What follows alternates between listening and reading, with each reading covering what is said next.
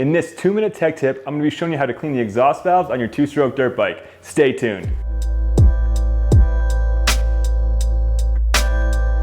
Why might you need to clean your power valve? Well, it's important to keep your motor operating at its max potential. It's recommended that you disassemble and clean your power valve every time you do a top bend, which is roughly about 20 hours depending on your specific application. So over time, carbon builds up in that valve assembly itself, causing your bike to lose power either at the low RPMs or high RPMs. And this is due to the power valves either sticking open or closed. If you notice a power loss at lower RPMs, the power valve could be gunked up and stuck open due to the carbon buildup. Or if you notice a power loss at higher RPMs and can't really hit that power band, the power valve could be opening slow or even stuck closed. And in either situation, you need to take it apart and get it all cleaned. So I've got 2 power valve applications here. This first one here is off a 2004 CR250. And you can see from these power valve flaps themselves just how much the carbon has built up and how bad they look. And up top here, this power valve is a little bit more complex. This is a 2006 RM250 power valve. Definitely not as bad as that CR250, but still needs to get cleaned up for rebuild purposes.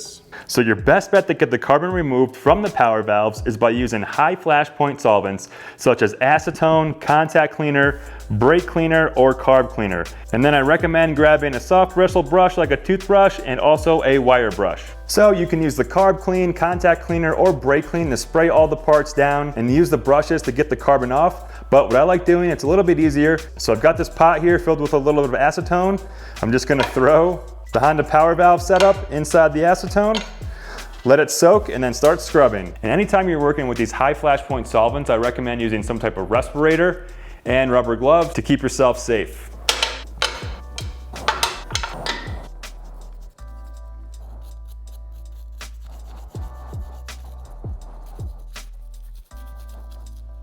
Okay, so all of that carbon is now off the parts. If we take a look at the flaps on the Honda here, so I left one with all the carbon on it so you could see the difference. Now, the acetone bath alone wasn't enough to break this carbon off because it's so crusted on there. What I had to do was break out a coarse Prime MX pad. You can also use a wire wheel as well on a buffer to get that built up carbon off.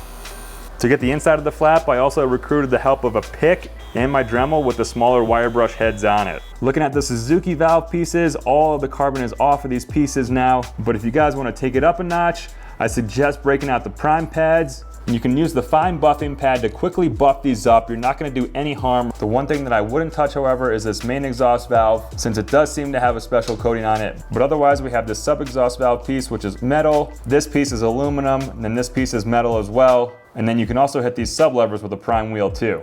Oh yeah, don't forget to hit this sub valve cap and the actual cover to the power valve itself. This thing needs some serious help.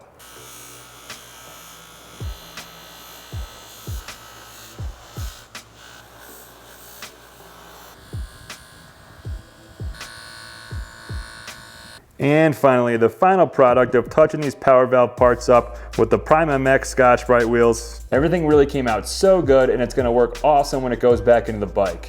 All right, so I know I went a little bit long on that 2-minute tech tip on how to clean the power valves on your 2-stroke dirt bike, and that's the best way that I found that works great for me, using the acetone bath, and then finally finishing up with the Prime MX Scotch-Brite pads. I have seen Cameron DeMilla throw these on an oven in his garage and bringing Simple Green degreaser to a low boil to get these parts cleaned up and then hit them with the prime pads. And there's probably more of you out there that have multiple ways to get these power valves cleaned up. If you have a different way to get these power valve parts cleaned, definitely leave a comment below, which will help anybody in the situation that also needs their power valves cleaned so they can make the correct choice about what method works best for them. If you guys need some prime pads, there's a link in my description below. But that's all we got for today's little over 2-minute tech tip on how to clean your 2-stroke exhaust valves.